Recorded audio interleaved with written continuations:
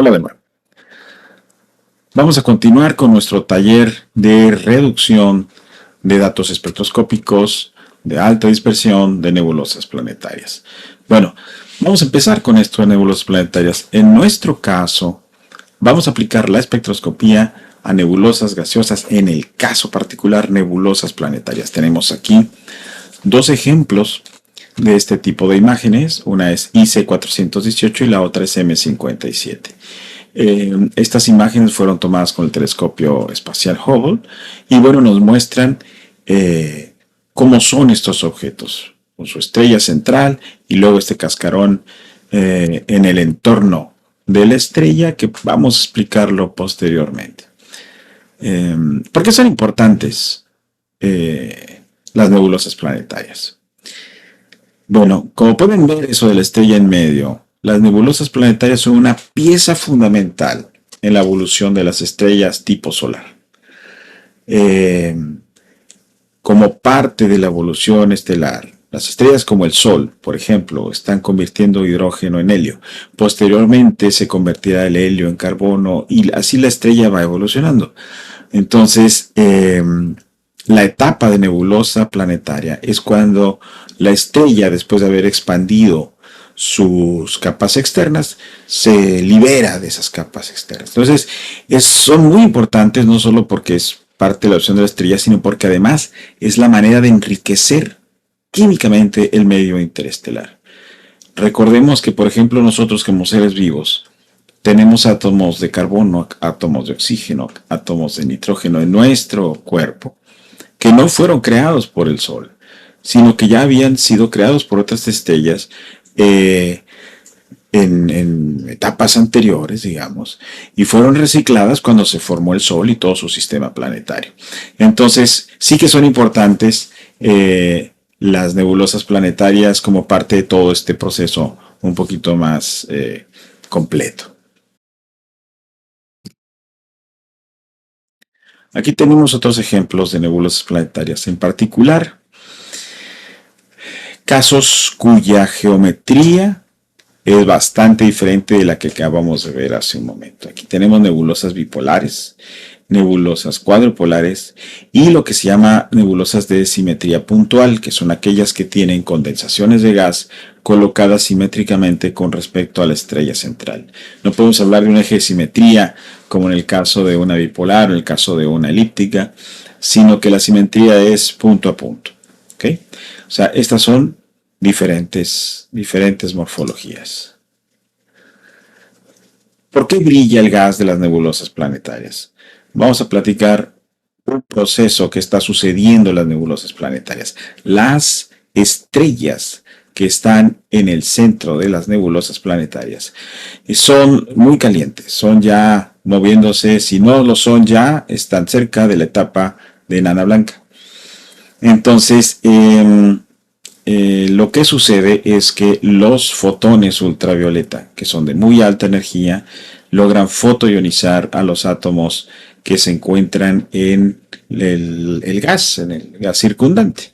Entonces aquí vamos a ver una pequeña animación sobre el proceso de fotoionización. Vean cómo viene un fotón ultravioleta y va a impactar a un átomo de hidrógeno.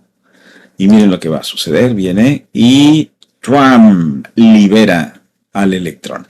Esto se conoce como fotoionización, es decir, la ionización producida por un fotón ultravioleta. Lo que va a generar este proceso en nuestro gas es que vamos a tener de repente núcleos cargados positivamente y electrones negativos sueltos por ahí. Entonces imagínense, es como tener un gas, un fluido, pero además no solo responde a las ecuaciones de fluido, sino también responde a la interacción electromagnética. Es decir, no es solamente la hidrodinámica la que va a explicar a estos gases, sino la magnetohidrodinámica cuando se trata de gases ionizados. Bien. Vamos a ver otro fenómeno que también ocurre en estos gases. Aquí lo que vamos a tener es que uno de estos electrones libres interactúa con un átomo que está neutro. y lo que va a ocasionar no le va a alcanzar a liberar el electrón, sin embargo va a alcanzar a excitar al electrón que se encuentra ahí al donarle parte de su energía cinética. Si esa energía cinética que le transmite al electrón que está en el átomo es mayor o igual que la energía que necesita el electrón para subir de nivel, entonces subirá de nivel. Y eso le llamamos excitación colisional. Entonces, vamos a ver aquí el proceso, viene el electrón y el electrón sale desviado con una energía cinética diferente a la que entró. Y si esa diferencia de energías cinéticas, que es la ecuación que tenemos ahí arriba, es al menos igual a la diferencia en dos niveles energéticos, entonces ese electrón se va a excitar a otro nivel. Bien, entonces ahora vamos a ver el proceso de recombinación. Pensemos en los dos casos que teníamos. Primero teníamos el caso del plasma, es decir, el electrón suelto y el núcleo por ahí.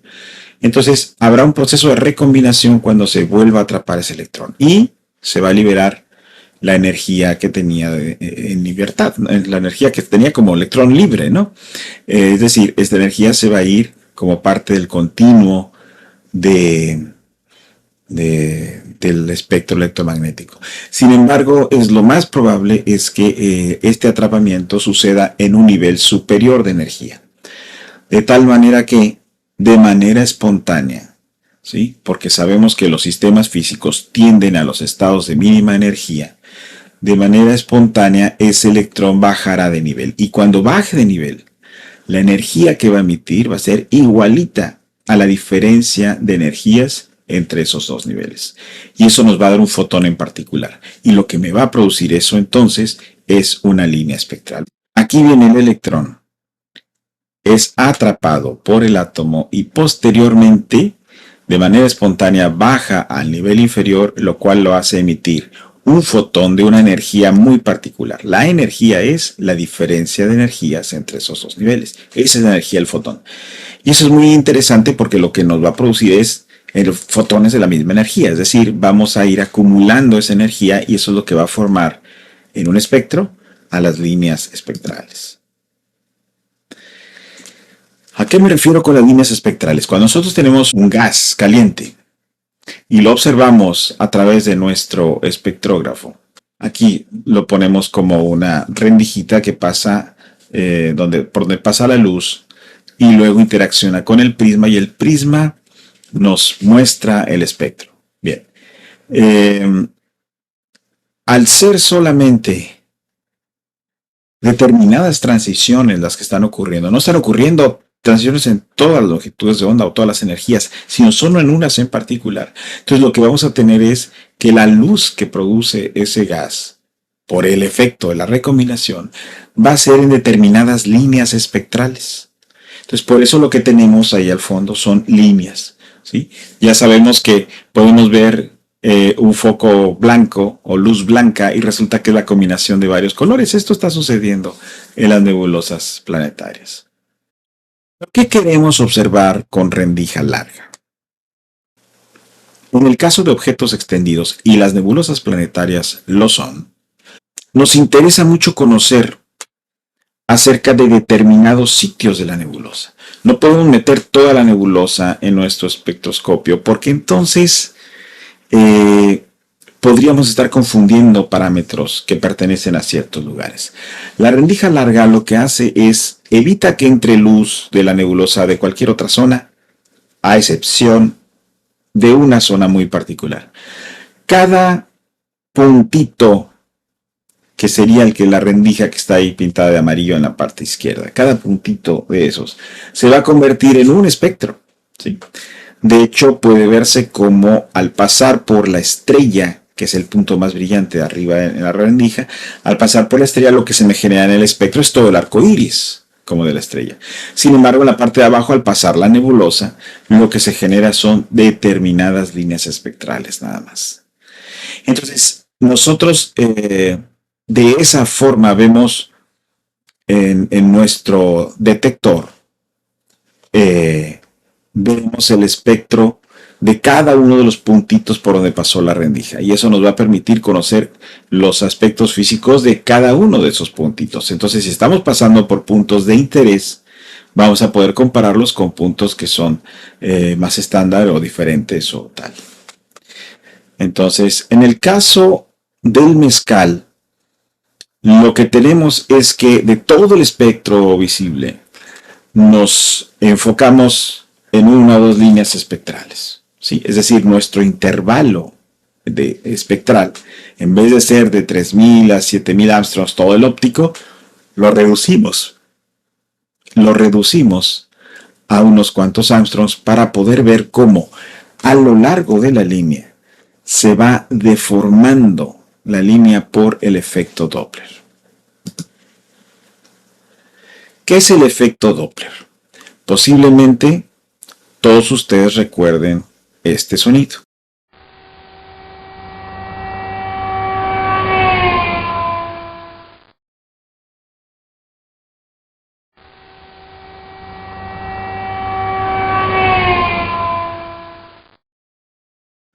Bueno, ¿qué es lo que está sucediendo? Aquí tenemos las ecuaciones de lo que sería el movimiento, cómo varía la frecuencia de una onda cuando se propaga, producida por una fuente en movimiento. Entonces, como vemos la ecuación, las ecuaciones vienen en dos columnas. En la parte superior de la columna izquierda, tenemos que la frecuencia es igual a la frecuencia cero, es decir, la frecuencia original, multiplicada por este factor que tiene que ver con las velocidades. Arriba sería la velocidad de la onda dividida entre la suma o resta, porque puede ser positiva o negativa, de la velocidad de la onda más la velocidad de la fuente. La velocidad de la fuente es la V con S. Bien. Como estamos hablando de ondas electromagnéticas, la velocidad de la onda en el siguiente renglón la cambiamos por una c, que es la velocidad de la luz. 299.792.458 kilómetros por segundo. Bien, entonces la frecuencia se deforma de esa manera. Se multiplica la frecuencia original por el cociente de velocidad de la luz dividido entre la velocidad de la luz más menos la velocidad de la fuente. Ahora hacemos otro cambio, y es que la frecuencia en la radiación electromagnética se puede escribir como la velocidad de la luz c entre la longitud de onda, lambda. Entonces, sustituimos la frecuencia en el tercer renglón por c entre lambda, la observada, y por c entre lambda sub 0, la que se produjo originalmente. Después hacemos un recíproco a ambos miembros de la ecuación, que son fracciones, y entonces podemos eliminar la velocidad de la luz, o al menos una velocidad de la luz que aparece en ambas ecuaciones. Eso me lleva ya entonces a la segunda columna, en donde tenemos la longitud de onda igual a la longitud de onda original multiplicada por el factor c más menos velocidad de la fuente entre c. Si restamos en ambos lados la velocidad original, es decir, la lambda 0, entonces podemos hacer un truco en el lado derecho y se nos va la velocidad de la luz. Entonces, esta diferencia de lambda original menos lambda 0 sería algo así como ¿qué tanto es lo que aumenta o lo que disminuye la longitud de onda con respecto al valor que debería tener? En nuestro caso usamos el valor de laboratorio. Entonces, en la ecuación final es eso, es delta lambda entre lambda 0 igual a velocidad de fuente entre c. Entonces es muy importante porque fíjense cómo esa fórmula tan sencilla nos dice que si nosotros somos capaces de ver una diferencia en el espectro con respecto a una fuente en reposo, como puede ser una lámpara en tierra, entonces esa separación de la longitud de onda observada con respecto a la original está directamente relacionada con la velocidad de la fuente, en cómo se mueve el objeto. Entonces, por eso es muy importante para nosotros en cuestión de cuando queremos conocer cómo es la estructura morfocinemática de una nebulosa planetaria, este principio, este efecto Doppler, se utiliza junto con la espectroscopía de alta dispersión para poder calcular precisamente cómo es este movimiento.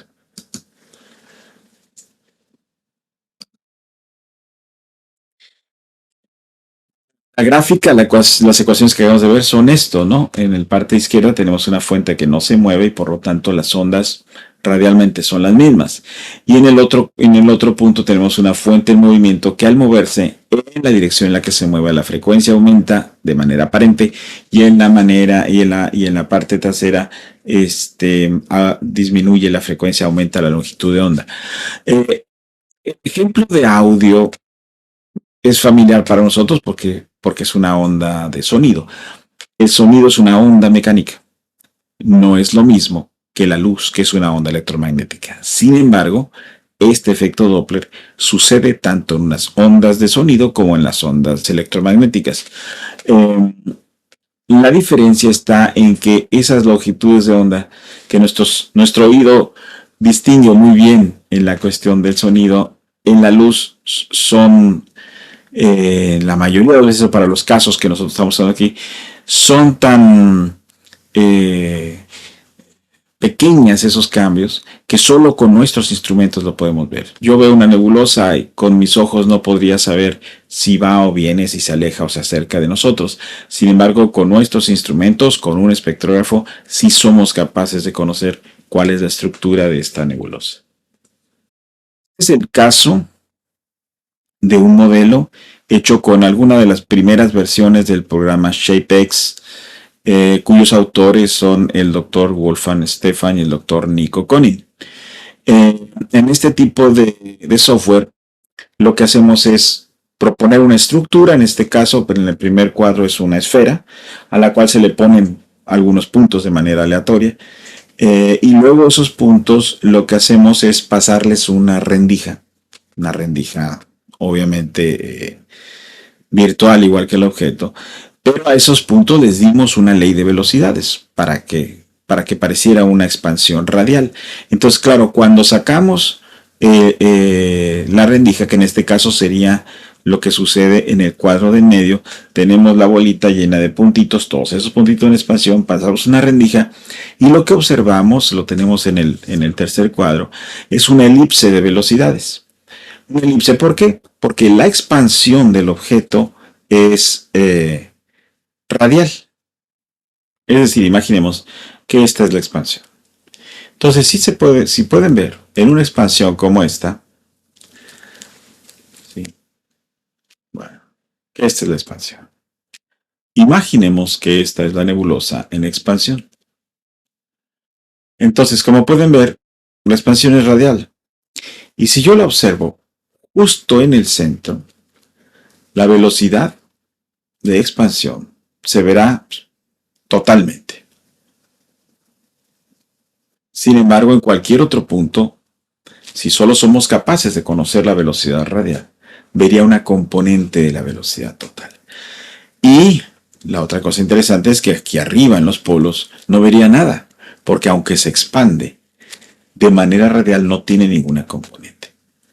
Eso me genera una elipse. ¿Por qué?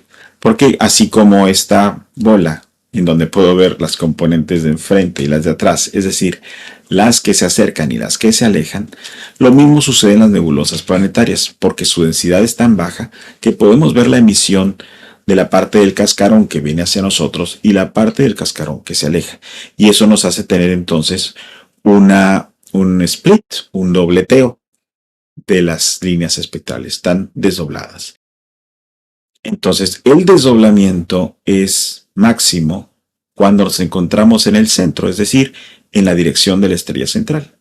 Y conforme nos subimos o nos bajamos de la parte central, solo tendremos una componente en expansión radial, no toda la velocidad como en la parte central. Entonces, la expansión es radial con respecto a la esfera, pero yo me refiero a radial con respecto a nuestra línea de visión. La componente que va en la línea de visión va decreciendo hasta llegar a un cero en la parte polar, porque en la expansión, en la parte del polo, la expansión es en dirección hacia arriba y no tiene componentes en mi línea de visión. Eso es la elipse de la expansión esférica que tenemos ahí en la tercera figura. Y este es un caso de ejemplo observacional real. Esta es la nebulosa del Búho y esto es parte de lo que fue la tesis de licenciatura de la actual doctora Mónica Blanco. Entonces, en la tesis de Mónica teníamos observaciones hechas a la nebulosa del Búho, que es un cascarón esférico. Y pueden ver, por ejemplo, que en la rendija C casi pasamos por el centro, en las otras rendijas no estamos pasando por el centro. Y podemos ver el espectro de esas rendijas en la siguiente figura, donde se ven las elipses de velocidades. Y efectivamente, la elipse C es la elipse que es más grande en escala longitudinal, ¿sí? Se ve también más brillante y ahí podemos ver efectivamente que es el máximo de expansión y se puede estimar la velocidad en la que se expande ese gas. Entonces, esa es una de las partes más maravillosas de este tipo de trabajos, que no necesitamos la distancia, por ejemplo, o necesitamos otro parámetro para conocer la velocidad en unidades físicas de kilómetros por segundo, unidades del sistema internacional de unidades. Es súper importante. Entonces, es usando este método del efecto Doppler el que nos permite conocer esto acerca de nuestros objetos.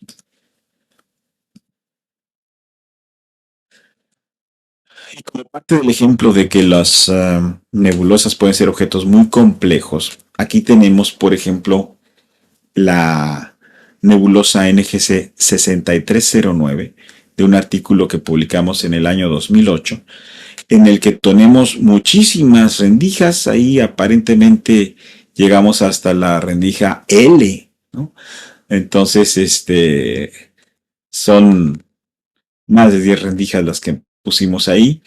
Y entre otras cosas, descubrimos que la nebulosa, que tenía unos brazos espirales así parecido a una galaxia, gracias a la espectroscopía descubrimos que efectivamente se trataba de una nebulosa bipolar. Entonces, sí, puede ser mucho más complejo que una esfera. Las nebulosas planetarias tienen morfologías muy raras y entonces, bueno, con esto lo podemos ir conociendo. Los datos espectroscópicos que tomamos en el primer trabajo de 2008 nos sirvieron para encontrar esta nebulosa bipolar y posteriormente tomamos imágenes mucho más profundas y de mejor calidad y se ve perfectamente que la nebulosa es bipolar. Aprovechamos ese trabajo para también modelar con el programa Shape las estructuras que ya habíamos encontrado en el trabajo anterior. Y esto era parte de la tesis de maestría de Gabriel Rubio. Entonces, la conclusión que pongo en esta transparencia es: si quieres conocer la estructura morfosinotmática de un objeto extendido, Mezcal es para ti.